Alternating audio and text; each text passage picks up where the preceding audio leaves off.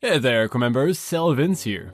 Well, we are doing it. A full professional review of the movie Das Boot, which I have to admit I was a bit hesitant at first, because the boat in this movie is not really floating, like it goes on the water.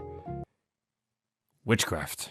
But today, I welcome the challenge. I welcome the opportunity to use my background to analyze a world similar yet different to what I know. Without further ado, let's get into it. Wait, it's in German?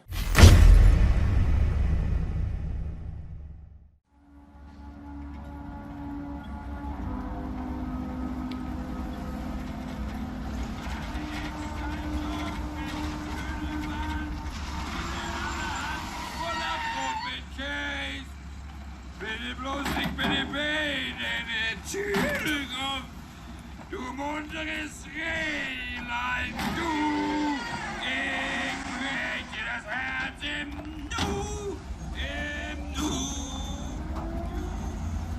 Unser Bootsmann.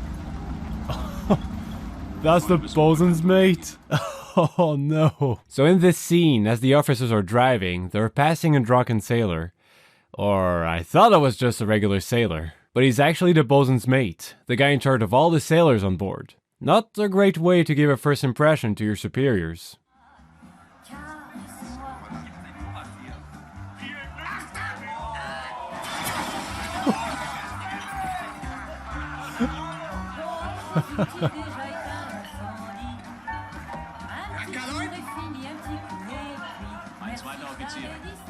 And that's the second officer. Oh my god.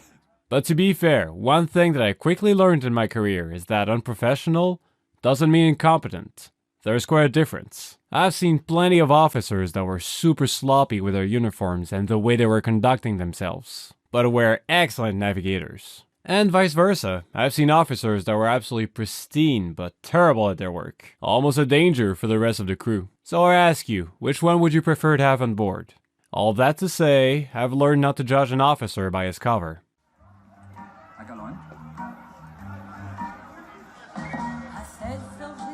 Melde mich von Bord U96 zurück.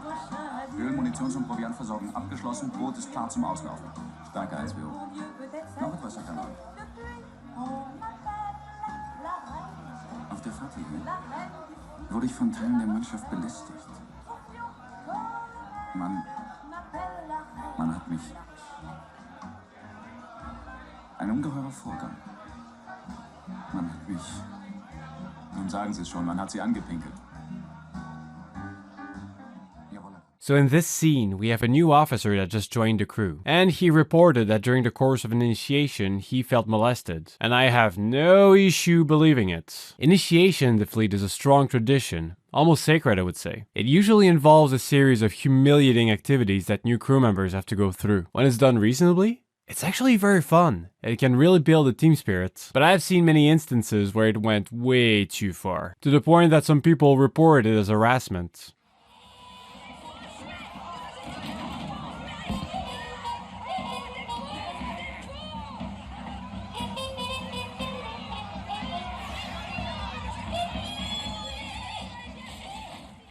So one question I've often been asked is if I've ever attended one of those wild officers' parties that you see in movies. The answer is no. I've never seen or heard of any event that ended up in that sort of debauchery. Our officers' parties were usually very formal and boring. The only exception I would say was when I was doing my training at the Coast Guard College. Our Christmas parties were wild, but we were not officers yet, so that doesn't count.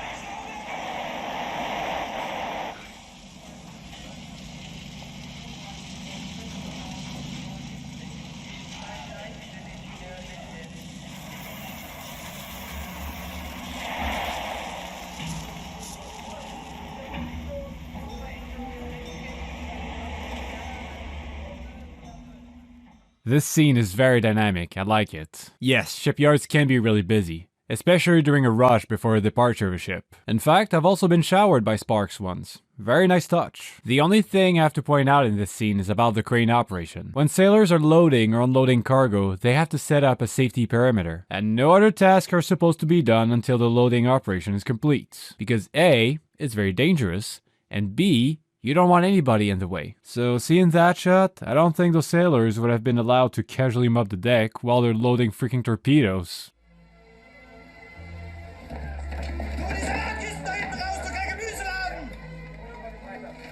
Station.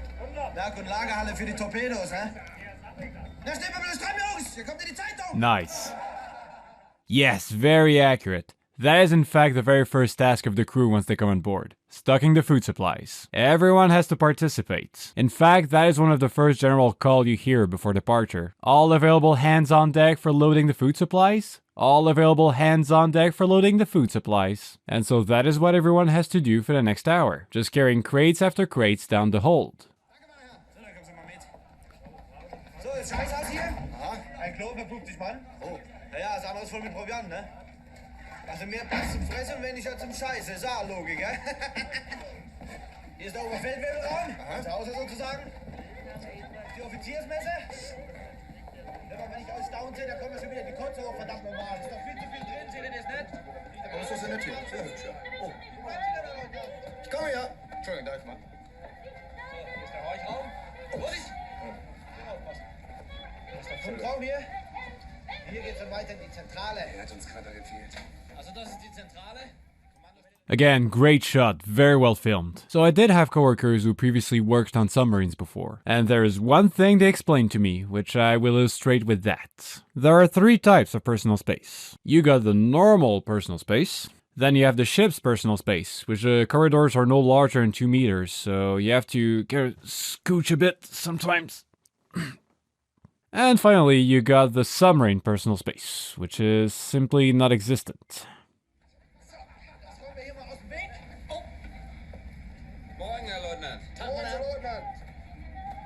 So, hier schlafen die Unteroffiziere.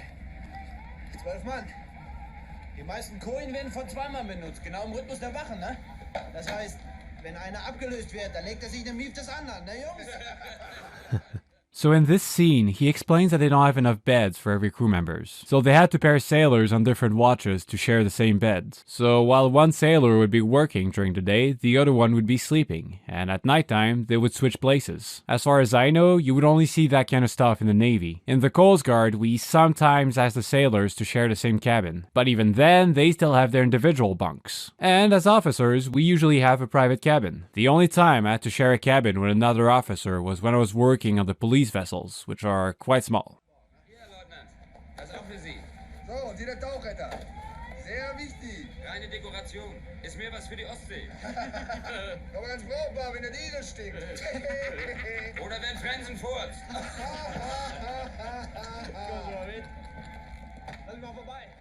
So basically, this whole scene was meant to represent the safety tour for the journalist. Essentially, when you have a new crew member coming on board, the safety officer is supposed to give him a complete tour of the vessel and show him where the safety equipments are, what to do in case of an emergency, and how to put a life jacket on. Now, the way the officer did it in this movie was bad. He basically rushed through the submarines, made a bunch of jokes, and tossed him a life jacket. If I ever gave a safety tour like that, I would be in serious legal trouble, but it's by no means unrealistic. Back in those days, the standards were very different. The safety tour was more a formality than a requirement. And I gotta say, I was very impressed on how the director used the safety tour as a tool of introduction for the movie. Brilliant.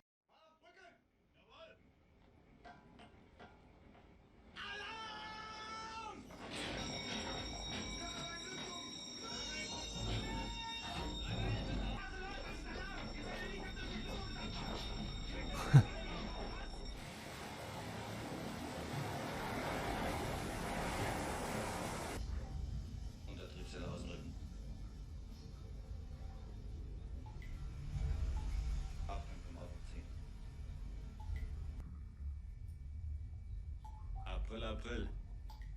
Übung ist das halbe Leben. Nur kein Moos ansetzen.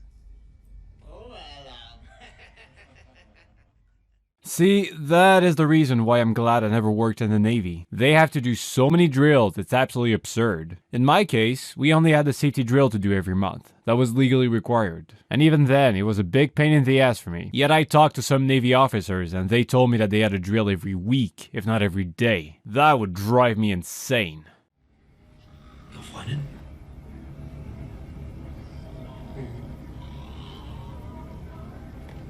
Französin? Hm.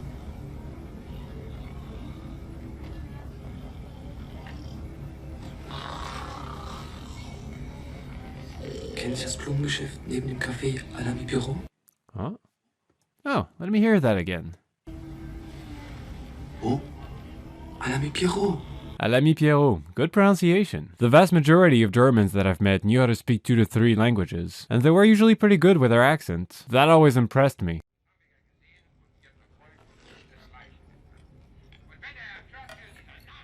Die Herren in Berlin sind wohl nur noch damit beschäftigt, für Churchill neue Schimpfnamen zu finden. Wie heißt er jetzt?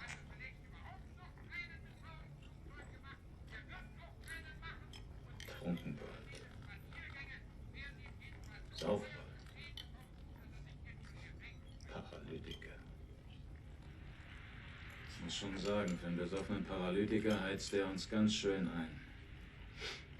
Ich möchte nicht wissen, wie viele seiner Schiffe jetzt durchkommen. Gerade jetzt, wenn wir hier rumhängen und Löcher in die Luft starren. Wo bleiben denn unsere Flugzeuge? Unser Seeaufklärer, Herr Göring. Der Gegner hat sie. Massenhaft. Große Schnauze haben, das ist alles, was dieser Fettwanz leistet.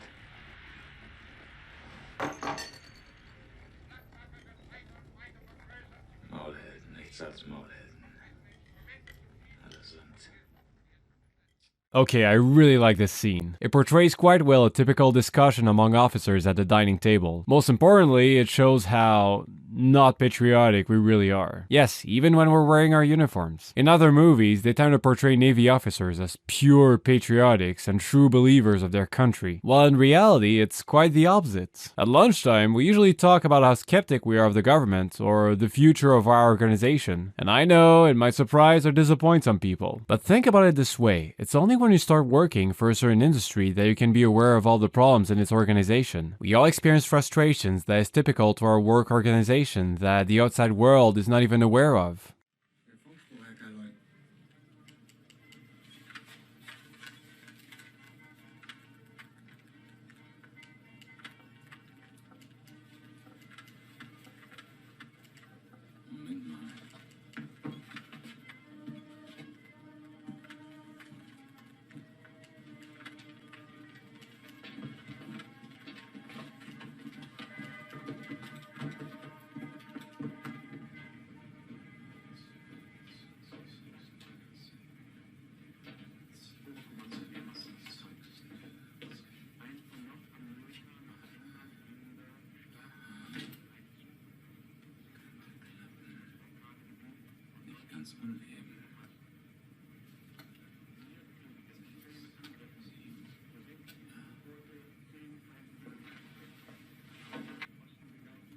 Dürfte ich den Funkspruch sehen, Herr Kaloin?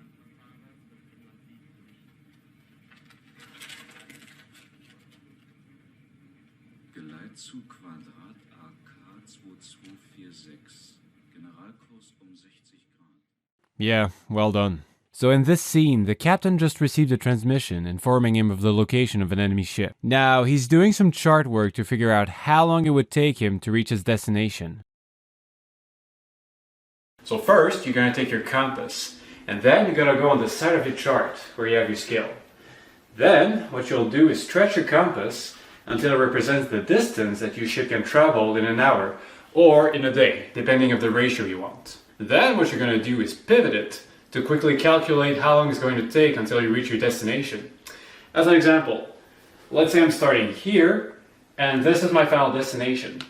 So what you do is 1 hour, 2 hours, 3 hours, 4 hours. Boom. Also, he's using a pair of triangles to quickly transfer the lines, like that.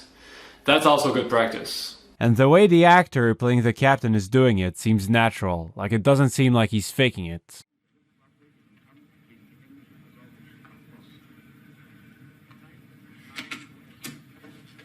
Zu weit weg.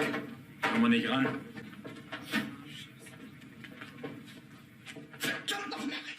Okay, so following the previous scene, the captain now figured out that his vessel is too far away from the enemy convoy to potentially intercept them. And that is a very common thing about ship operations. I remember when I was covering a certain sector, I had received some calls for an oil spill or a distress situation. But we were like 48 hours away. There was no way we could have arrived on the scene on time. So the office had to deploy a closer ship.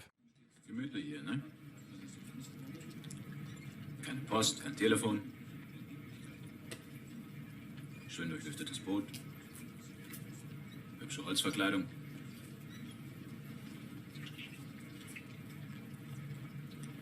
Essen frei Haus. Wir sind doch fein raus. Wie der Pferdeapfel. One question I've often been asked is, what do you guys do for fun? Well, first of all, the internet sucks. So you can forget about watching Netflix or YouTube. Younger people usually bring their laptops to play video games or watch pre-downloaded TV shows. Older people usually watch TV or bring a bunch of books. But see, back in those days, they had access to none of that. And I like how this scene shows what real boredom aboard a ship looks like.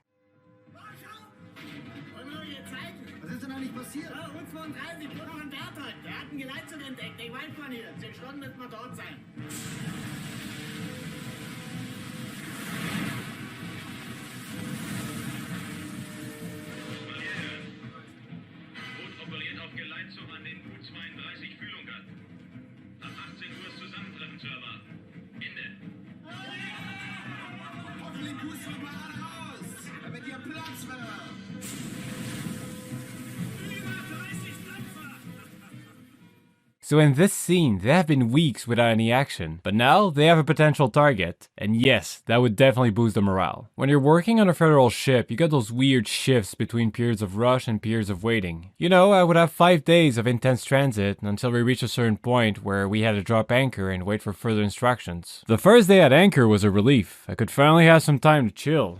But after 5 days at anchor, I was bored to tears. Couldn't wait for some action.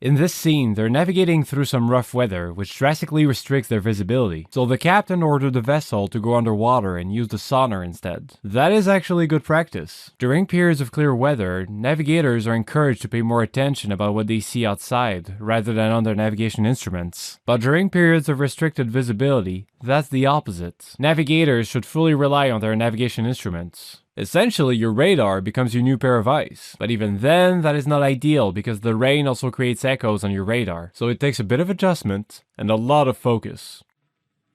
Auftauchen! Auftauchen! Auf 330 Grad gehen! 330 Grad gehen! Vorne oben 10, hinten oben 5 Beine, Maschinenhaltung voraus! Notieren Sie fürs Kriegstagebuch. Entscheide mich trotz Wetterlage auf Geleit zu operieren. Laufen mit AK drauf zu. Nice. Very nice. In this scene, the captain made an operational decision, and he told his navigation officer what to write in the logbook. Now, the logbook is the official record of all the important events and operations of the ship. As a navigation officer, you're supposed to constantly keep it updated. But see, sometimes captains don't have a good communication with their navigation officers. They just throw vague orders around, leaving their officers guessing what to write in the log. But here we have a captain that tells his officer what he wants him to write, specifically. That's professional. You know, I think I would have liked to sail with him.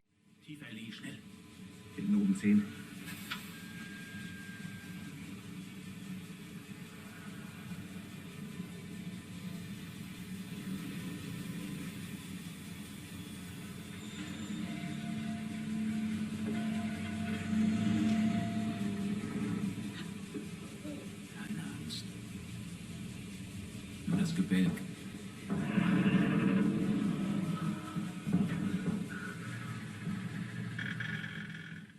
I like how this scene shows the worry on everyone's face as they hear the structure creaking. Contrary to popular belief, a ship is not a solid block of metal that remains straight throughout the whole transit. The structure actually flexes depending on the forces it receives. If it couldn't, it would just split in half in rough weather. Here is a video to illustrate my point.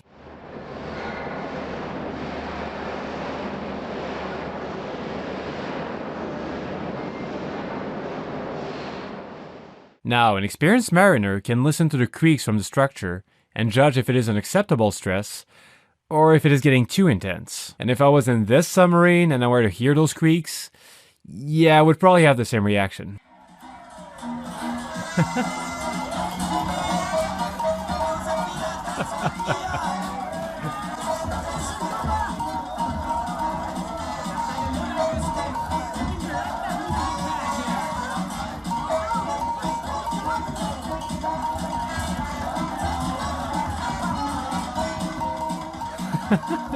Nice. I've also participated in some stupid show like this with the rest of the crew. We usually do those when we're transiting in the middle of nowhere. And it was a blast every time, no regrets. So far this movie is nailing the dynamic of a crew. They must have had really good sources.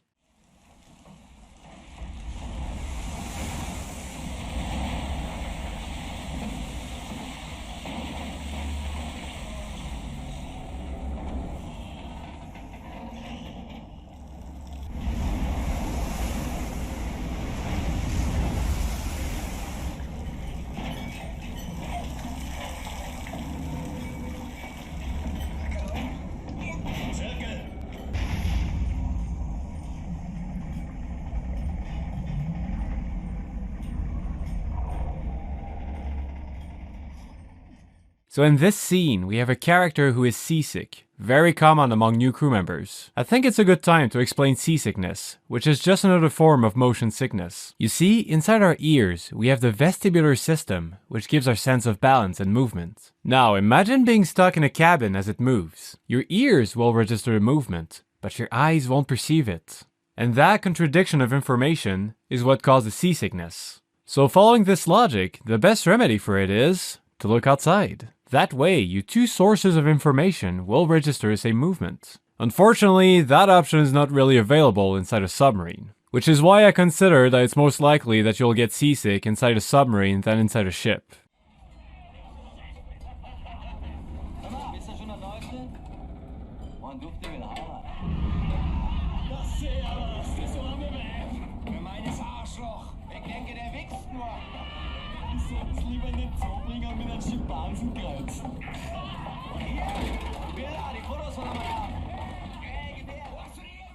I gotta say, the lines are great. This is exactly how we talk to one another. We just constantly tease and insult each other, and we have a terrible sense of humor.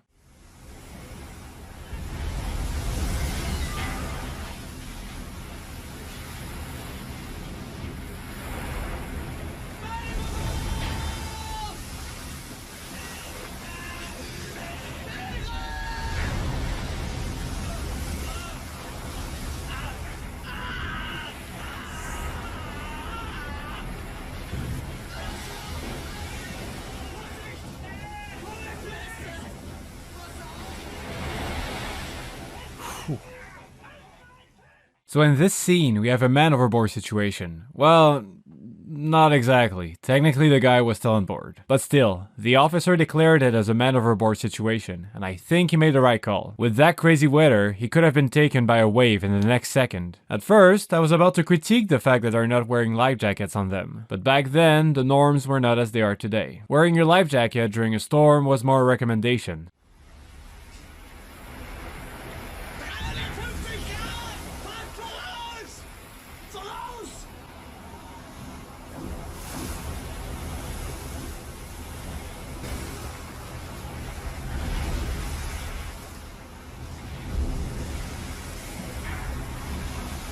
Hey! Morse code. Nice. Let's try to decipher it. A few moments later. Okay, so I'm not 100% sure that they're using the standardized Morse code. Sometimes the Navy have their own secret Morse code, but let's suppose that they are. So the first sequence is a short, long, short, short, which is the code for Lima, which means stop your vessel. I guess the intent of the captain is to stop the two submarines to prevent a collision, or to further communicate. After a while, he does a long, long, which is the code for Mike, which means my vessel is stopped. So he was probably telling the other submarine that my vessel is stopped, I'm not doing any more maneuvers, you can go ahead, we're not gonna collide.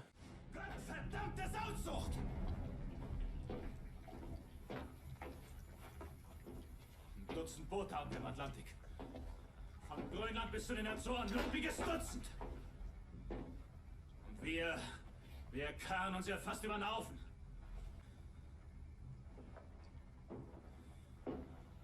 Unser Standort stimmt? Halbwegs, Herr Kaloin. Halbwegs, was soll das heißen? Seit 14 Tagen kein Besteck, Herr Kaloin. Und dann die Versetzung durch Seegang und Sturm. Schwer zu koppeln.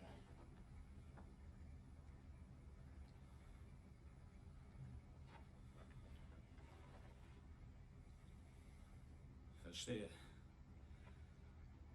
Wenn bei den anderen der Standort auch nur halbwegs stimmt, dann passiert's eben. Kamen zwei Boote in der gleichen Gegend. In this scene, the captain asked his officer where they were on the chart, and he got angry when his officer gave him a vague answer. And that is absolutely how a real captain would react. When a captain asks you a question, he expects an accurate answer. Don't give an approximation, and avoid words like I think, sorta, kinda. But in this specific context, the officer of the watch is right to tell him the position is not accurate. See, before the GPS was invented, there was only two ways to calculate your position: by visual landmarks or by astronavigation. Since they are in the middle of the ocean, they can forget about visual landmarks. And since it has been cloudy for the past few days, astronavigation is also not an option. Therefore, the only option left is to do a speed-time ratio, which looks like this. That was my position 3 days ago. Since then, we have maintained a speed of 10 knots-ish. So that should be my position. Ish. A terrible way to calculate your position. But when you got nothing left, that's just how it is. Overall, an excellent scene. It really shows the importance of knowing your position.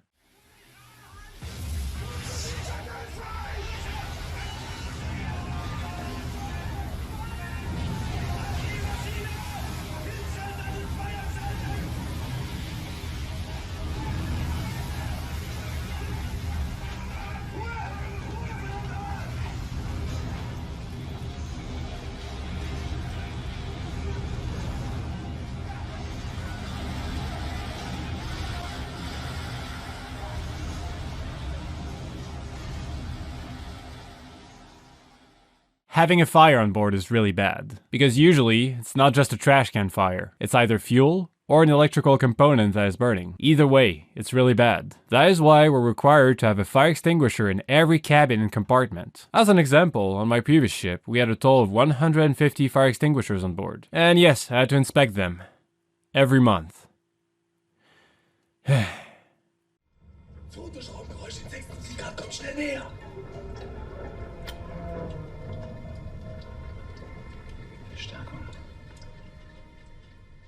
Man, I love the tension. It's such a good movie. Why is it such a good movie? It was made in the freaking 80s. The movie is older than I am. How can it have such good quality?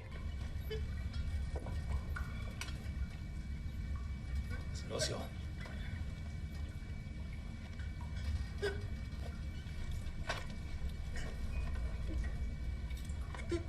Auf Ihre Gefechtsstation.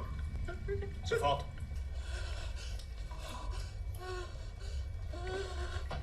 Zurück, Johann.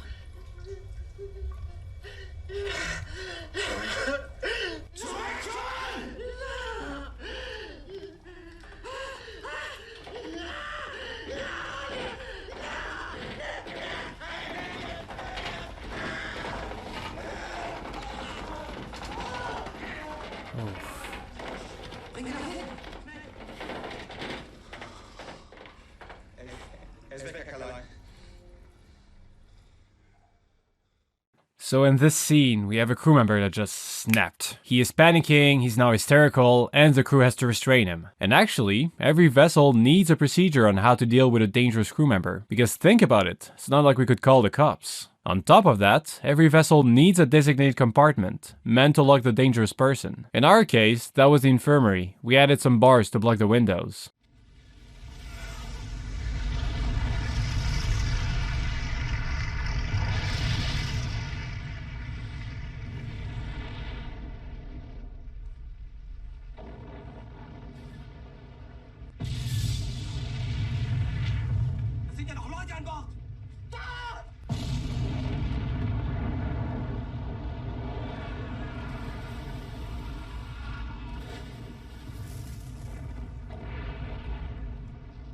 Warum hat die keiner vom Schiff geholt? Verdammt nochmal! So viele Stunden!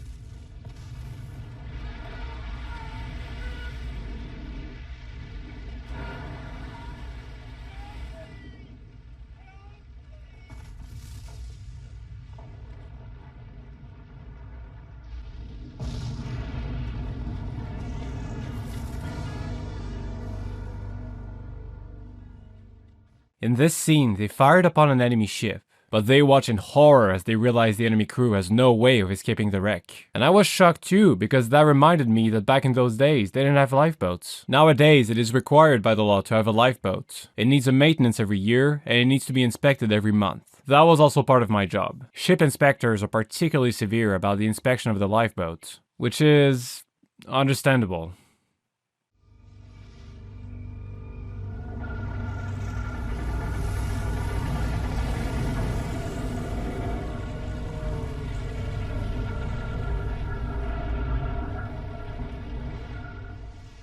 The only thing I have to point out here is when a ship splits in half, it usually sinks at a way steeper angle than what you see here. Small detail.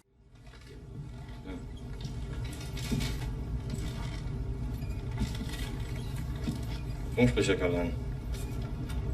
Vorlesen. Gupsch hat Fühlung und Söldengeleit zu. Dackmann hatte Treffer auf 6000 Tonner. Ganz schönes Schlachtfeld. Ob wir da nochmal rankommen? Schwer. 5 Stunden AK-Fahrt mindestens. Der Brennstoff. Wir können doch nicht fliegen. Ja, ja, ist ja gut!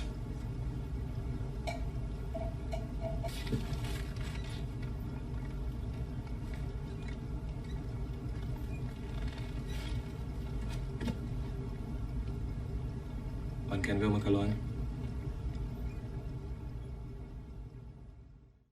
Oh, the look on his face. In this scene, there's a sailor that asks the captain when they'll get back home. Word of advice, never ever ask the captain when you're going back home. This is one question they hate with a passion. You're probably gonna get an answer like, you'll get home when you'll get home. Or, you don't want to be here anymore? Or, wenn ich den Befehl dazu gebe. Herr Obersteuermann. a strategic alternative is to get friendly with one of the navigation officer and ask him quietly, which is why I often got along with the rest of the crew. Hoffentlich wird's bald. Na, was ist? Kommandantenspruch.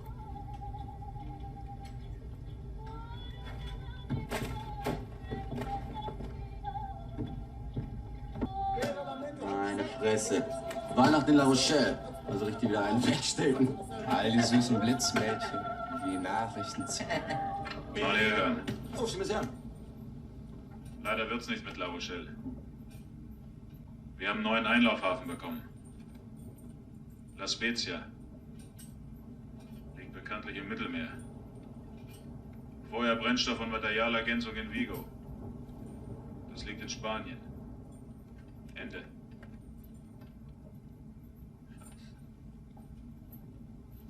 Die haben wohl einen Arsch offen.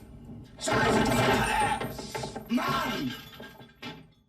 So in this scene, they were heading to La Rochelle in France, which would have allowed the crew to spend Christmas there. But on their way there, the captain received new orders, saying that they had to turn back around to support the Mediterranean Sea instead. And yes, that happens all the time in real life too. At some point, the headquarters orders you to come to port and stay for a while, which means you'll have the opportunity to see your family. And once you're almost there, they're gonna ask you to turn back around and head to some remote location in the middle of nowhere. It's like the headquarters is doing it for fun, just setting you up to break all your hopes.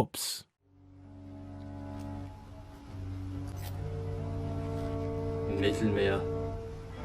Die spinnen ja wohl. Wind ist nur so von englischen Kampfschiffen. Venus, Achtung!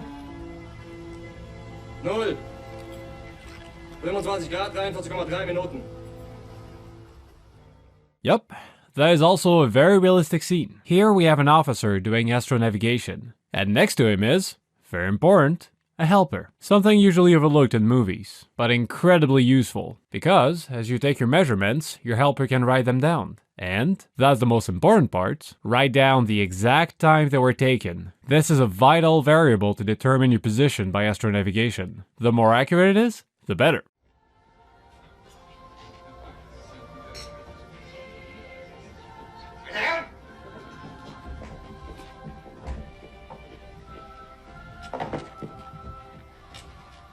Wir begrüßen unsere tapferen deutschen U-Boot-Fahrer mit einem dreifachen Sieg! Heil! Sieg! Heil! Sieg! Heil!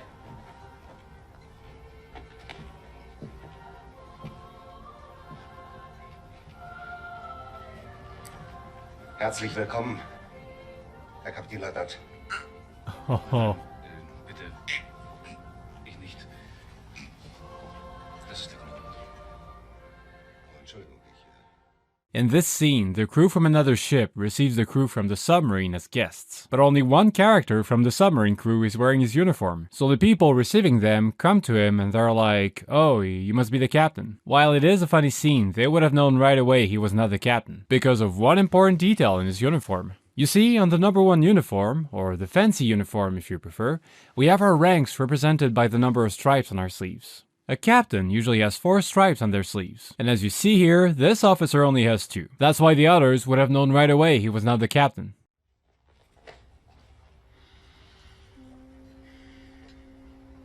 Abgelehnt, Ellie. Die Führung hat abgelehnt.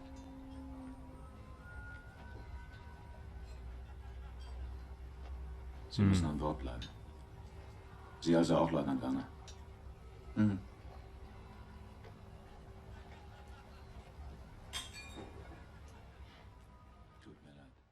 Again, this movie does a great job to represent how often plans change in the fleet. I can't remember how often my schedule has been modified at the last minute. Alright Vince, you get off at the next port. Actually, we're not going to port anymore, so they'll have to wait until next week. Actually, you're going to leave the ship by helicopter in 2 days, but to go to another ship to replace another officer for a few days. The planning in the fleet is as shifty as the wind.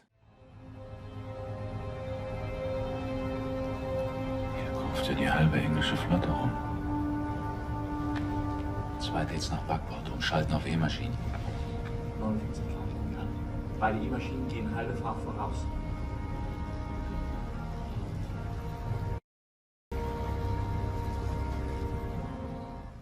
Okay, in this scene, they have to cross a dangerous enemy line, and the captain is looking to see how many ships are around. Now, these ships only have one headlight. That's the white light you see at the top. So that tells me they're small crafts. However, it is said in the International Collision Regulations that Navy ships are not obligated to follow the rules. So they could be displaying a wrong light signal to trick the enemy. One thing I forgot to mention is that at some point in the scene, he says, "Very kind of the enemy to show their navigation lights." Just like I explained previously, unlike merchant vessels, Navy ships can choose to display their navigation lights or not. So that's the reason he said that. 7 Meilen von Küste zu Küste. Eng, würde ich sagen. Bewacherketten jede Menge. Alles, was schwimmen kann, wird im Einsatz sein.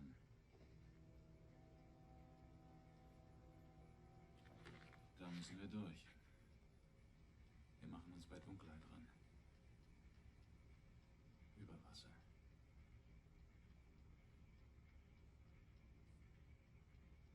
Mitten durch die englischen Kampfschiffe.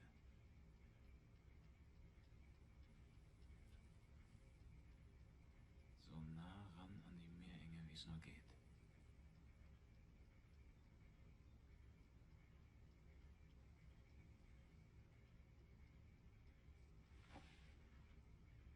Dann tauchen wir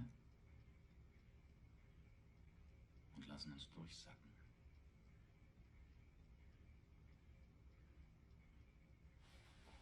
Also. Tauchen. Und sich von der Oberflächenströmung durch die Straße ziehen lassen. So, to pass the enemy line, the captain came up with a plan to just drift and eventually go underwater, using the current to just pass incognito. Now, I thought it was a bit far-fetched, but I was ready to give it a pass. It was the typical heroic plan that beats all odds, that every movie needs. Well, guess what? Later in this scene, this play actually failed. They got spotted and fired upon. I can't believe how ballsy and realistic this movie is, to the point of breaking the movie rules on heroic plans. The film industry should have taken note on this.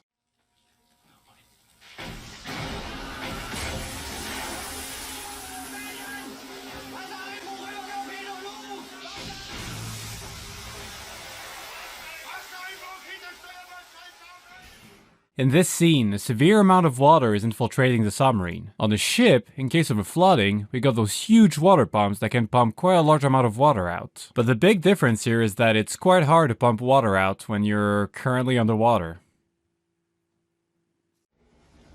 Oh.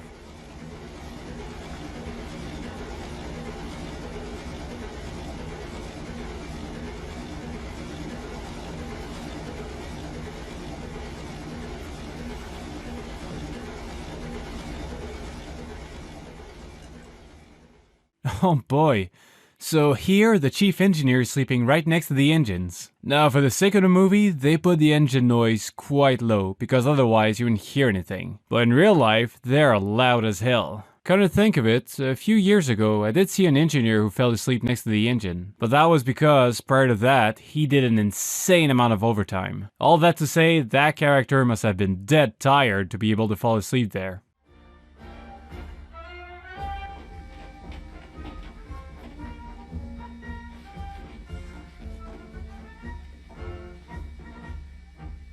Danke, Ulrich. Schon gut. Draußen scheint die Sonne. Ablehnen!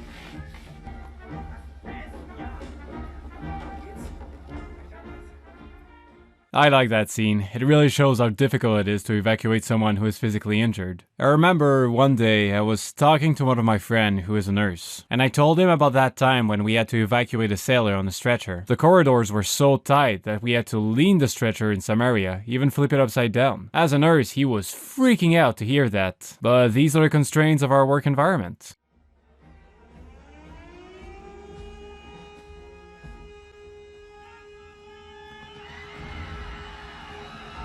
Oh.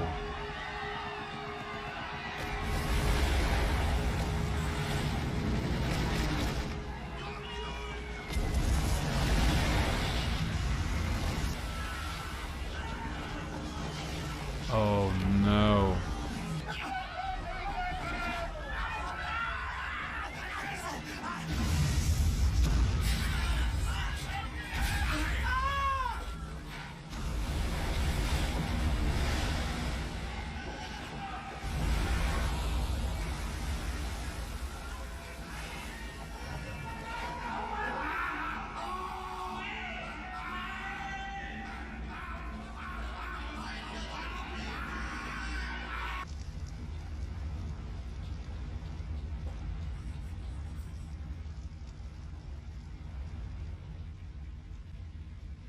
Oh no.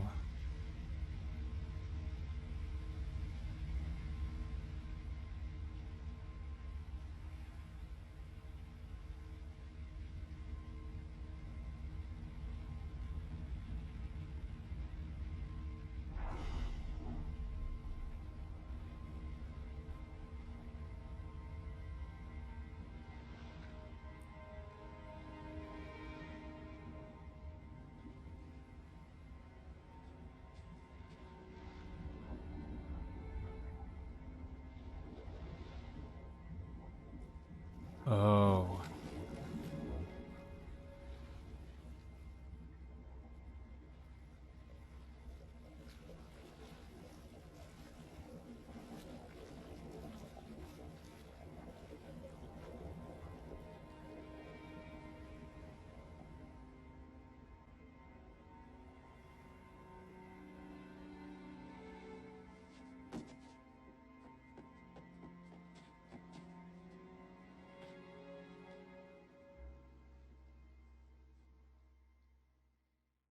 And so all that was for nothing.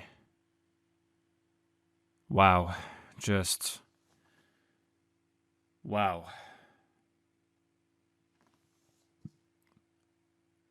What the heck? That was such an incredible movie. It had everything. Good plot, good actors, good pacing. A movie that old has no right to be that good. It was so accurate. It was so... Okay, you know what? Final score, 10 out of 10. Absolutely. The tiny little inaccuracies dwarf in comparison of all the accurate content. The positioning, the procedures, the chain of command, there was so much. So, 2 highlights for me. The constant change of plans. I'm glad they didn't shy away from it. It made the movie less linear and far more realistic. And can we talk about the lines?